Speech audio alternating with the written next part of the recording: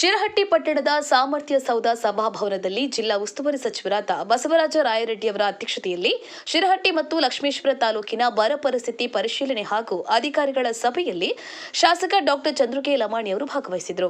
ಶಿರಹಟ್ಟಿ ಮತ್ತು ಲಕ್ಷ್ಮೇಶ್ವರ ತಾಲೂಕಿನಲ್ಲಿ ಮಳೆಯ ತೀವ್ರ ಕೊರತೆಯಿಂದ ಬೆಳೆಗಳು ಒಣಗಿದ್ದು ಹಲವೆಡೆ ಬಿತ್ತನೆ ಕಾರ್ಯವು ಪೂರ್ಣಗೊಳ್ಳದಿರುವುದು ಅತ್ಯಂತ ಆತಂಕಕಾರಿ ಬೆಳವಣಿಗೆಯಾಗಿದೆ.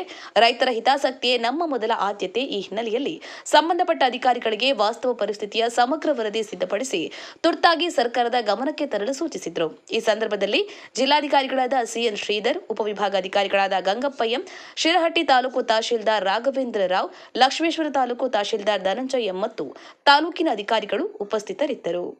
ಗಾಳಪ್ಪ ಎಚ್ ಹರಿಜನ್, ಗದಗ.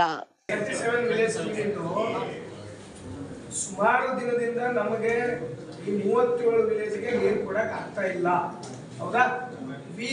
ಯಾರಿಂದ ನಾವು ತಗೋತಾ ಇದೀವಿ? DBOT ಇಂದ ನಾವು ಸ್ಕೀಮ್ ಇಂದ ಅವ್ರ ಕಡೆಯಿಂದ ನಮ್ಗೆ ಕೊಟ್ಟಿದ್ದಕ್ಕೆ ನಾವೆಲ್ಲೋ ಒಂದ್ ಕಡೆ ಬದುಕ್ತಾ ಇದೀವಿ. ಹೌದಾ? ಇನ್ನಷ್ಟು ಸುದ್ದಿಗಳಿಗಾಗಿ ಈ ಕೂಡಲೇ ಸಬ್ಸ್ಕ್ರೈಬ್ ಮಾಡಿ ಅಂಕುಶ. ಇದು ಜನಪರ ಧ್ವನಿ.